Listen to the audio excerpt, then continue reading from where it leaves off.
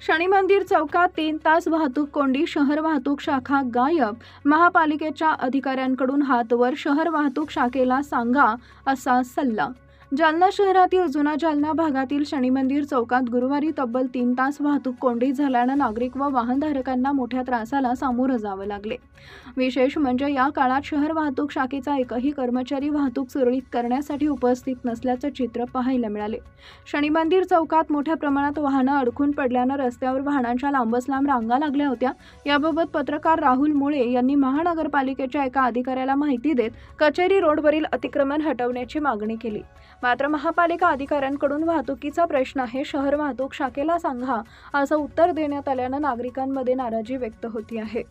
पाणीवेस, शनी मंदिर चौक, मुक्ता बिल्डिंग, लक्कडकोट तसेच कचेरी रोड परिसरात वारंवार वाहतूक कोंडी होतीये.